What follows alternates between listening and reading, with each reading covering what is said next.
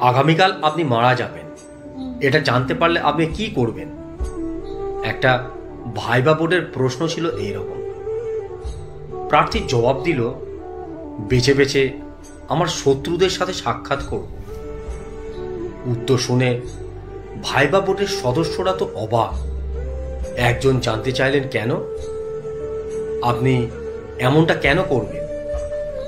জবাবে প্রার্থী বলল, যারা আমার আপনজন তাদের ওপর আর মায়া বাড়ানোর মানে হয় না।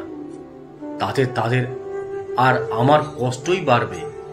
এর বদলে আমার প্রতি যাদের রাগ, তাদের সাথে একটু ভালো ব্যবহার করলে শেষ সময়ে তারাও হয়তো আমার জন্য দোয়া আর আশীর্বাদ করবে।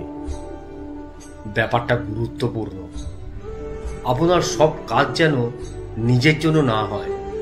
কিছু কাজ শত্রুর কথা ভেবেও করুন, তাতে আখেরে আপনারই লাভ। যে লোকটা আপনার বানান ভুল ধরে, সে আপনার লেখার প্রশংসাকারীর চেয়ে কম গুরুত্বপূর্ণ নয়। তার ভয়ে সঠিক বানান লিখুন, আপনার লেখার মান বেড়ে যাবে।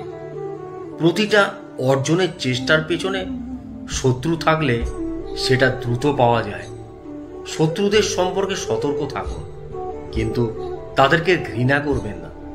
একটা মানুষ যখন আপনাকে গালি দেয়, তখন সে আপনার কাছ থেকেও একটা পাল্টা গালি শোনার জন্য অপেক্ষা করে থাকে।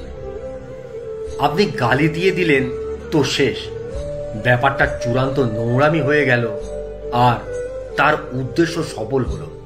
আর যদি গালির জবাবে হাসি মুখে তাকে শুভ কামনা জানান, সে আপনাকে নতুন করে আবিষ্কার করবে। কাউকে তর্কে হারানো মানেই জয়ী হওয়া নয়। কখনো কখনো অন্যের যুক্তি মেনে নেওয়ায় প্রকৃত বিজয়। আমি যখন কিছু লিখি, তখন সহমত কমেন্ট দেখলে খুশি হই, তবে কেউ যৌক্তিকভাবে দ্বিমত দিলেও অখুশি হই না। সমালোচকদের ভালোবাসুন, দিন শেষে তারা আপনাকে নিয়ে ভাবতে বসে যাবে। এটা পরীক্ষিত সত্য।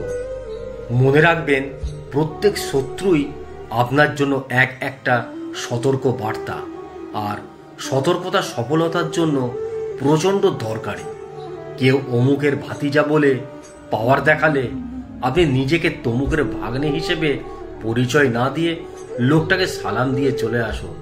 এতে আপনি ছোট হবেন না, বরং বড় হবেন। ভালো থাকুক চারপাশের মানুষগুলো।